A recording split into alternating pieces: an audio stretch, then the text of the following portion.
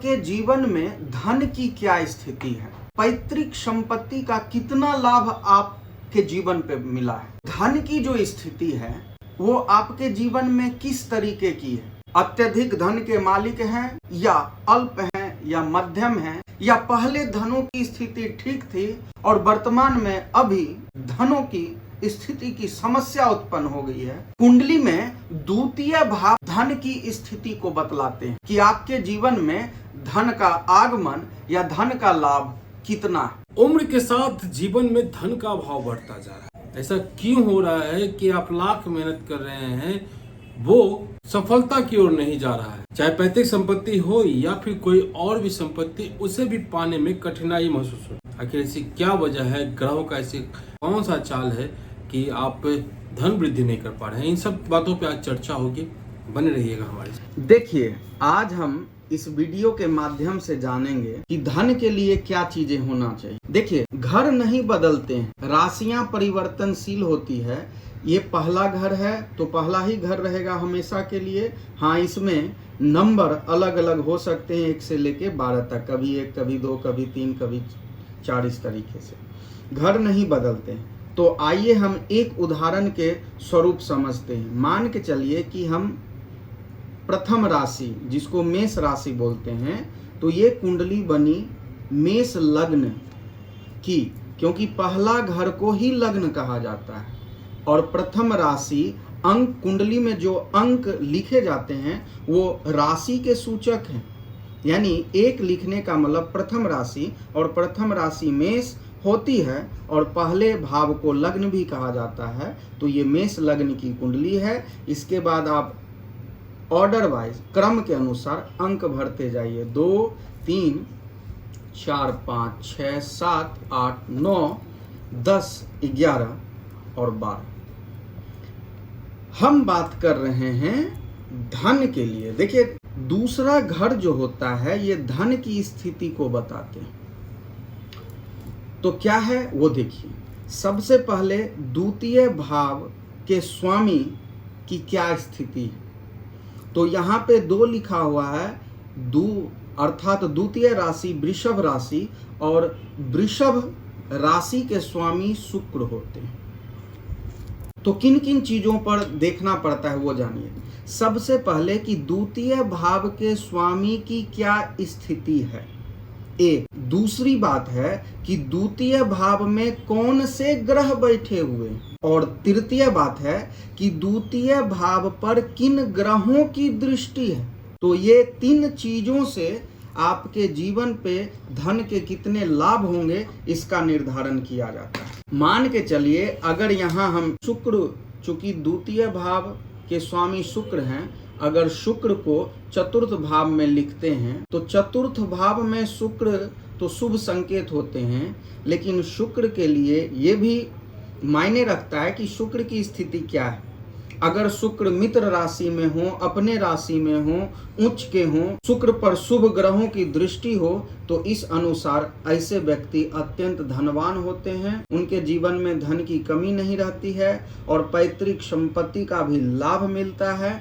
और जब धन रहेगा तो स्वाभाविक है कि आपके रिश्तेदार भी बने रहेंगे, क्योंकि द्वितीय भाव कुटुंब का भी होता है। लेकिन यहाँ पे हम ये कुंडली मेष लग्न की है, तो द्वितीय भाव में केतु है और चतुर्थ भाव में शुक्र है। हम सारे ग्रह को प्रतिष्ठित अगर कर लें तो एक तरह की कुंडली का निर्माण होगा। इससे जातक के जीवन पे क्या असर है, तो ये हम एक कुंडली निर्माण कर लिए। अब इसमें देखिए, धन की हम विशेष बात करें तो धन के जो स्वामी हैं शुक्र, वो शत्रु राशि में विराजमान है, क्योंकि कर्क राशि शुक्र के लिए शत्रु राशि होती है। तो कहीं न कहीं ये धन की स्थिति को यहाँ पे कमी कर, और साथ ही साथ उससे भी बड़ी बात है कि यहाँ पे केतु विराजमान, और इस केतु पर किसी भी शुभ ग्रह की दृष्टि नहीं है। अगर केतु पर शुभ ग्रह की दृष्टि रहती तो यहाँ पे धन के स्थिति में लाभ मिलता, पैतृक संपत्ति में लाभ मिलता। लेकिन यहाँ पे 2 चीजें हैं कि इस यहाँ पे केतु विराजमान है और केतु पर किसी भी शुभ ग्रह की दृष्टि नहीं है, और साथ ही साथ केतु जिस राशि में बैठे हैं यानी शुक्र के राशि में, तो शुक्र की क्या स्थिति है, तो शुक्र भी शत्रु राशि में विराजमान है। तो कहीं न कहीं ऐसे जातकों के जीवन में धन के बारे में, धन से संबंधित चीजें यानी धन का अभाव रहेगा।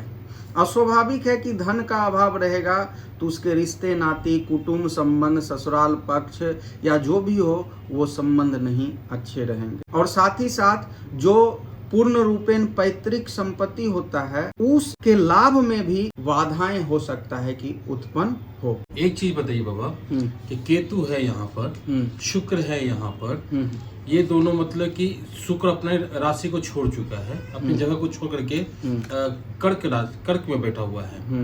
अच्छा, यहाँ पे गुरु है, चंद्रमा है, राहु है और वहाँ पर सूर्य मंगल बुध है।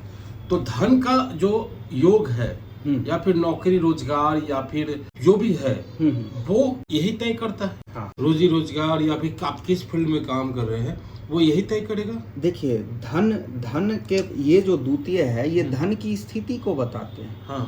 स्थिति कई तरह के होते हैं। आप ये संग्रह की स्थिति है, आप अगर 1 करोड़ कमा रहे हैं और कल होके 1 करोड़ हाथ से निकल जाए तो वो भी स्थिति सही नहीं है। आप कमाए तो अपार लेकिन वो टिक नहीं पाए। हाँ। तो ये जो धन की स्थिति है आपके जीवन में धन का संग्रह होना मायने रखता है, ना कि आप अपने जीवन में कितना कमा लिए। कमाने से नहीं होता है, अच्छा। बचत से होता है। तो आप किन किन चीजों को क्या करें, यहाँ पे ये कुंडली की स्थिति है। इसके अलावे ये नहीं है कि देखिए आपके जो ये एकादश भाव जो होता है ये लाभ भाव होते हैं। इसमें देवगुरु बृहस्पति और चंद्र है। देखिए इसके अलावे भी धन के लिए 2 ग्रह को ध्यान में रखना पड़ता है, देवगुरु बृहस्पति और शुक्र।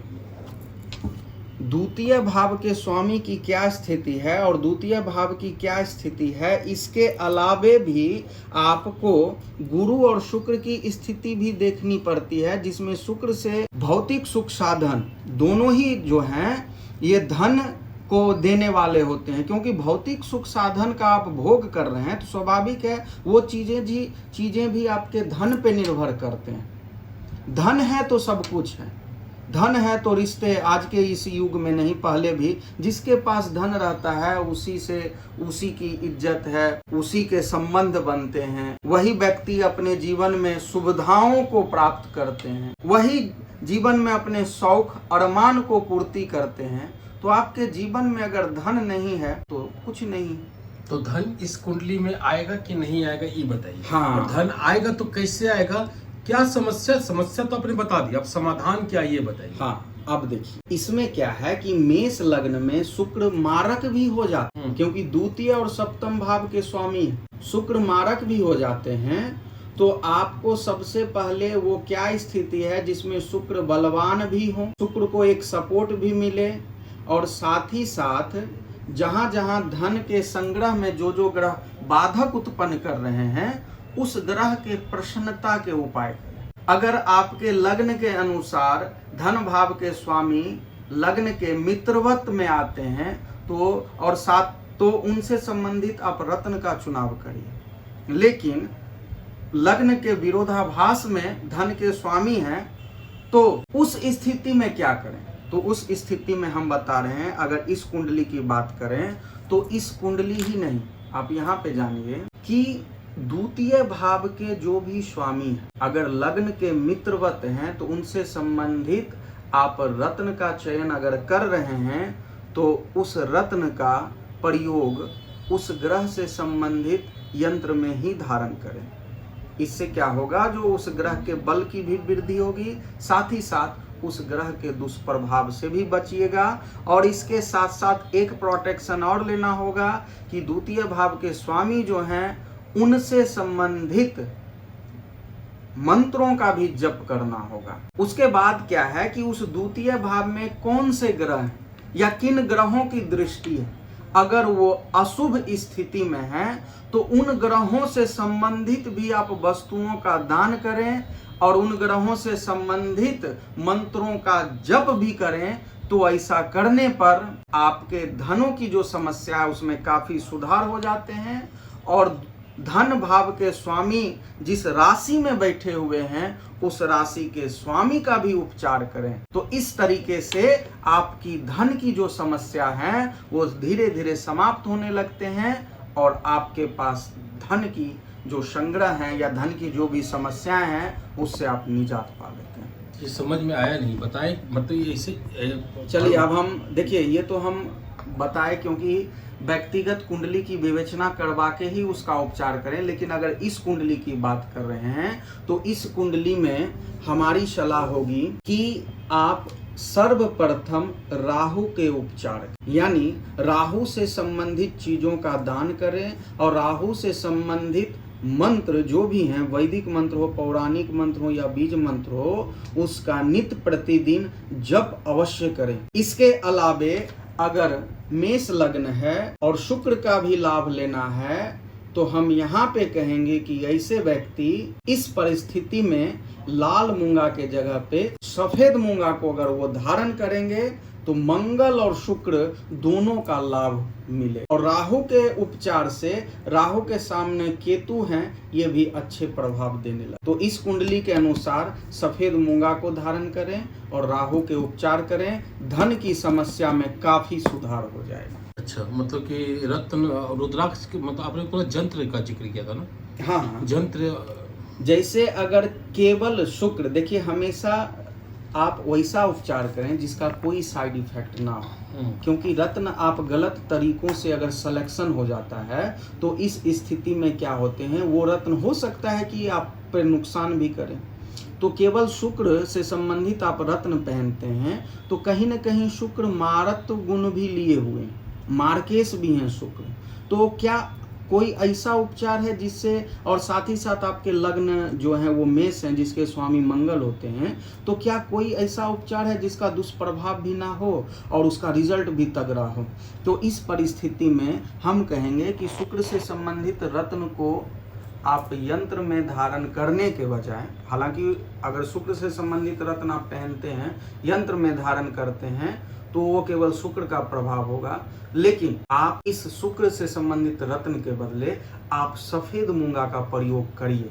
इस स्थिति में ऐसे भी मेष लग्न वाले जातक जो हैं उनके लिए वैवाहिक जीवन और धन से संबंधित जीवन के मालिक शुक्र होते हैं।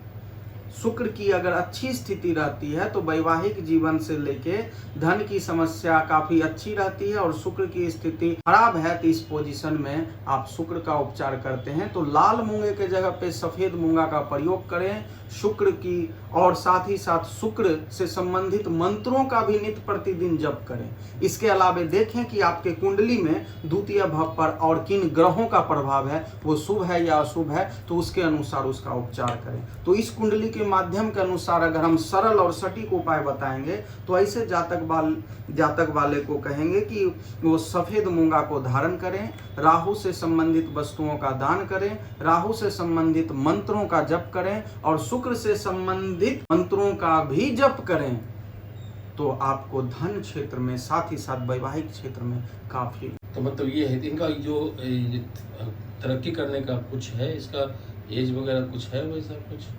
देखिए, सबसे पहले आपकी जो वर्तमान स्थिति है ये ग्रहों की महादशा और अंतरदशा पे निर्भर करती है। कोई भी ग्रह हर समय एक्टिव नहीं रहती। आपकी अगर वर्तमान में अगर स्थिति है तो देखिए, शनि भी धन के पक्ष को निर्बल करते हैं। शनि की समय अवधि चल रही हो, चाहे उनकी महादशा अंतरदशा चल रही हो, ढैया या 7.5 चल रही हो, और आपके कुंडली में शनि की स्थिति सामान्य है या अच्छी स्थिति नहीं है, तो उस स्थिति में वो शनि भी आपके धन पे बुरा प्रभाव डालते हैं। अनेक क्षेत्र वो तो छोड़ दीजिए, वो धन पे भी प्रभाव डालते हैं।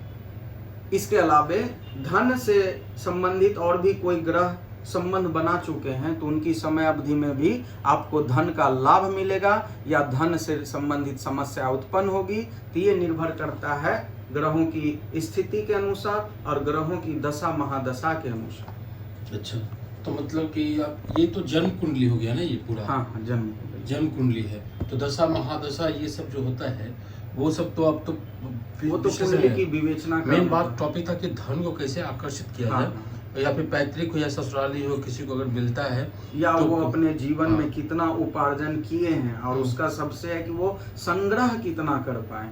तो इस कुंडली के हिसाब से तो इससे ये आदमी तो शून्य है, जिसका भी ये कुंडली है, इससे तो जीवन में कुछ नहीं हाँ, अर्जित अगर किया। वो उपाय नहीं किए होंगे हम्म। तो कहीं न कहीं उनको पैतृक संपत्ति हो या धन की समस्या हो, ये बनी रहेगी। ससुराल अद्वितीय भाव होता है, कुटुंब का भी, ससुराल पक्ष का भी, उसमें भी परेशानी, संबंध में उनको परेशानी काफी हुआ होगा।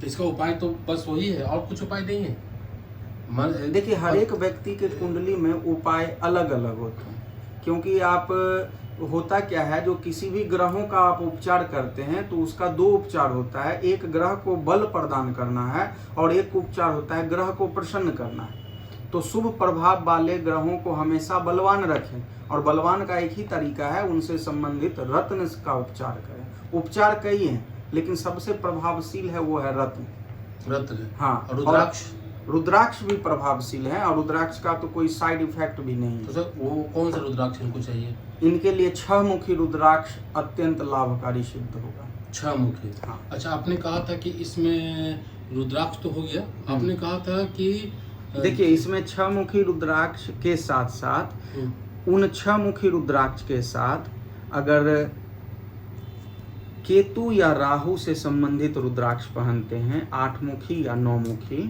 तो वो भी उनको काफी लाभ देंगे। अच्छा, मतलब 6, 8, 9। हाँ। अच्छा, और शुक्र? नहीं, 8 या 9। और शुक्र का? शुक्र के लिए 6 होता है। 6 होता है, तो भी वो भी हो सकता है। यानी यंत्र से भी आपने उपचार बता दिया, रुद्राक्ष से भी आपने उपचार बता दिया, और साथ ही आपने मूंगा से भी उपचार बता दिया। हाँ। मान लिया कि रेड मूंगा अगला पहने हुए है, तो क्या वो व्हाइट मूंगा दोनों साथ साथ पहन सकता है?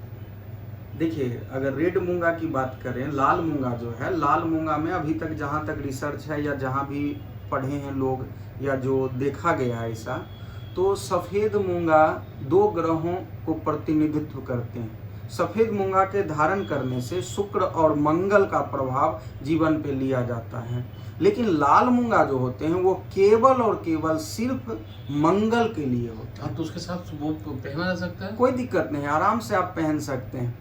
पहन सकते हैं। हाँ, चलिए, तो और मतलब कि धन को लेकिन हमारे अनुसार अगर लाल मूंगा के जगह पे केवल और केवल सफ़ेद मूंगा ही धारण करें तो वो सफ़ेद मूंगा है, क्योंकि दोनों ही मूंगा है, बस एक लाल है और एक सफ़ेद है। सफ़ेद आने पर हम शुक्र का भी लाभ ले सकते हैं, बस यही अंतर है। और सिर्फ शुक्र के लिए रत्न अगर पहने तो वो कौन चीज़ सा, है। कौन सा रत्न? रत्न है तो शुक्र से रिलेटेड रत्न का आप लिस्ट ले लीजिए। हीरा है, हीरा के बाद सफ़ेद पुखराज है, उसके बाद ओपल है, उसके बाद सफ़ेद जरकन है, उसके बाद स्फटिक। स्फटिक है। हाँ, ये भी ध्यान रखना होगा कि जो उदाहरण स्वरूप दिए इसमें शुक्र मारक भी होते हैं, तो यहाँ पे स्फटिक का प्रयोग ही करें। ज़्यादा पावरफुल शुक्र से संबंधित रत्न का प्रयोग नहीं करें। चलिए, स्फटिक का। चलिए बाबा, ये तो हो गया धन को आकर्षित करने वाला उपाय। यहाँ पे आपने कह दिया कि मतलब पैतृक संपत्ति में भी अर्चन होगा, आपने बताया। हाँ। इसके अनुसार तो उसके लिए ये सारा उपचार करना होगा। हाँ, अगर ये आजीवन करिए, शुक्र राहु ये 2 का मतलब इस कुंडली के अनुसार, ऐसे हर एक व्यक्ति के कुंडली में अलग अलग परिस्थिति, अलग अलग स्थिति होती है ग्रहों की, तो उसके अनुसार हम बताएंगे। लेकिन अगर इस कुंडली की बात करें, ये जिनकी भी कुंडली होगी, तो उसके अनुसार आप शुक्र का और राहु का या केतु का, शुक्र एक, राहु अथवा केतु, ये दोनों में से किसी एक, तो 2 ग्रहों का उपचार सदैव करें। सदैव।